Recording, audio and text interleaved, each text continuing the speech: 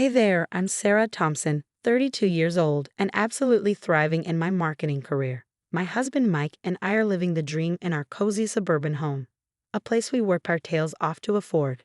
It's not a mansion, but it's ours, and that's what matters. On the surface, everything with Mike's parents, Robert and Linda Carter, seems great. We host big family dinners and are always ready to lend a hand when needed. But beneath that picture-perfect facade, there's more tension brewing than in a pot of my mom's famous chili. Just last Sunday, we had them over for our usual monthly dinner. I spent the whole day whipping up a pot roast, determined to impress Linda. As we sat down to eat, Robert cleared his throat. "Sarah, this looks amazing. You've really outdone yourself this time." I beamed, feeling a surge of pride. "Thanks, Robert. I hope it tastes as good as it looks." We started eating, and for a while, the only sounds were forks scraping plates. Then Linda chimed in, "Oh, Sarah, I meant to ask, you work in marketing, right? We were wondering if you could give us some advice on a little business venture we're considering." I nearly choked on my green beans. This wasn't the first time they'd fished for financial advice, and alarm bells started ringing in my head. "Oh, what kind of venture?" I asked, trying to keep my tone neutral. Robert jumped in, eyes gleaming with excitement. "It's an amazing opportunity a friend told me about. We could double our money in just a few months." I exchanged a glance with Mike, who looked just as uneasy as I felt. "That sounds interesting," I said cautiously. "But high returns usually come with high risks. Maybe we could look at the details together." Linda waved her hand dismissively. "Oh, don't worry about that. We trust our friend.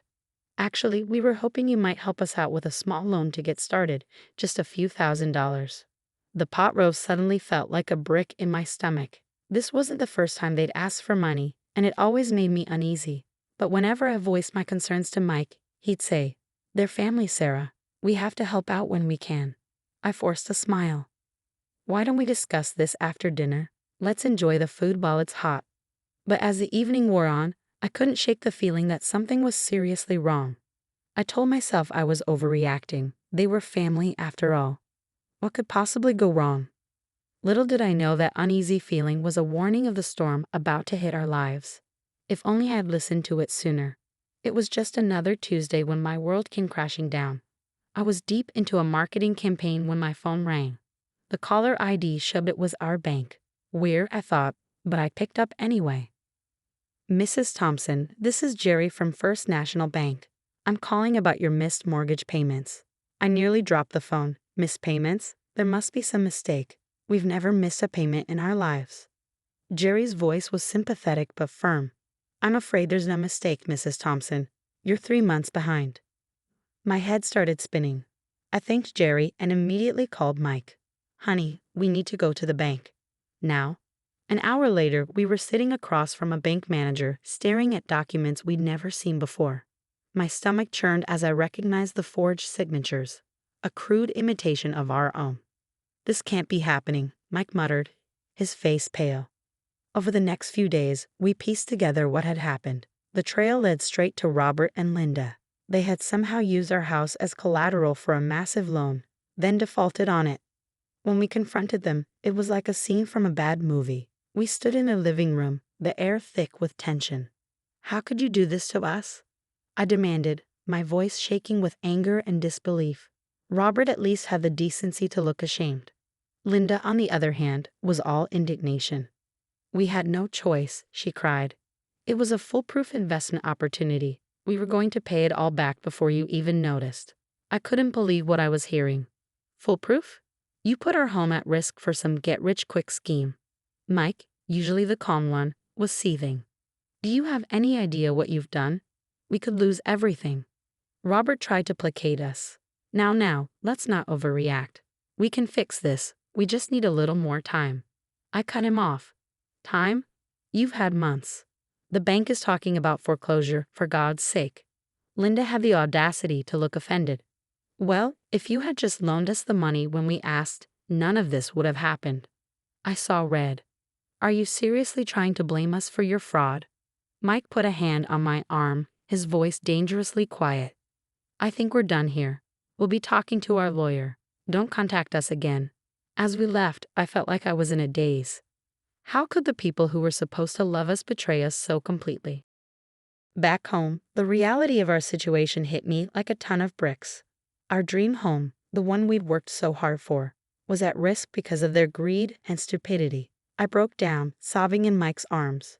What are we going to do? He held me tight, his voice determined. We're going to fight, Sarah. We're not going down without a fight. As I lay in bed that night, unable to sleep, I realized something. The unease I felt all those months ago wasn't just paranoia. It was my instinct trying to protect us. And from now on, I was going to listen to it. Little did I know, this was just the beginning of our battle. But one thing was certain. I wasn't about to let Robert and Linda Carter destroy everything we built. They had no idea who they were messing with. The next morning, I was up before dawn, fueled by a mix of anger and determination. I'd spent half the night researching lawyers and found Amanda Rees, a shark in a power suit who specialized in fraud cases. By 9 a.m., I was in her office. So Mrs. Thompson, walk me through what happened, Amanda said, her sharp eyes focused on me. I laid out the whole sordid tale, watching her expression darken. This is serious, but we can fight it. I'll start the legal proceedings immediately. As Amanda worked her magic, I decided to do some digging of my own. I started with a call to Mike's cousin Tom. Sarah, what's up? Tom, I need to ask you something. Have Robert and Linda ever asked you for money? There was a long pause. Yeah, they did. I lost my entire savings in some can't-miss investment opportunity. Why? My heart sank. You're not the only one. Over the next few weeks, I uncovered a trail of financial destruction. Aunt Martha, our old neighbor Jim, even Linda's own sister, all victims of the Carter's schemes. I gathered statements, documented losses, and built a case that made my blood boil. One night, as I pored over the evidence, Mike walked in looking exhausted. Sarah, it's 2 a.m. Come to bed. I shook my head. I can't. I'm so close to cracking this. Mike sighed. You need to rest. We both do. I felt a flare of irritation. How can you think about rest when we could lose everything? And how is running yourself into the ground going to help? He snapped back. We stared at each other, the tension palpable. This wasn't us. We never fought like this. I'm sorry, I said softly. I can't let them win. Mike's expression softened. He came over and wrapped his arms around me. We won't. But we need to do this together, okay? I nodded, realizing how much this was affecting us both. The next day, I met with Amanda to share my findings. This is gold, Sarah, she said, flipping through the documents. With this, we can not only save your house, but potentially bring charges against the Carters. I felt a glimmer of hope. So what's our next move?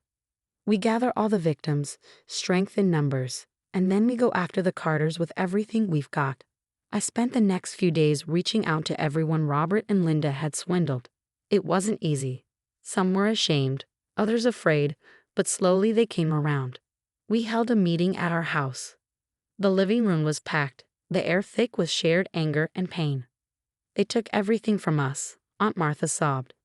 Jim, our ex-neighbor, nodded grimly, promised to double my retirement fund. Now I'm back to working part-time at 70. As I listened to their stories, my resolve strengthened. This wasn't just about Mike and me anymore. It was about justice for everyone the Carters had hurt. We're going to make this right, I promised them. Together we're going to make sure Robert and Linda can never do this to anyone else. As everyone left, Mike pulled me aside. I'm proud of you, you know that? I smiled, feeling truly hopeful for the first time in weeks. We're not out of the woods yet, but we're fighting back, Mike finished, his voice resolute, and we're doing it as a team. That night, as we lay in bed, I felt a shift. The fear and anger were still there, but now there was something else too. Determination, hope, and the unshakable knowledge that no matter what happened next, Mike and I would face it together. Little did Robert and Linda know, their day of reckoning was coming, and I was going to make damn sure they never saw it coming. The day of the court hearing arrived, and I felt like I was going to be sick. As we walked into the courtroom, I saw Robert and Linda for the first time in months. They looked smaller somehow, less intimidating.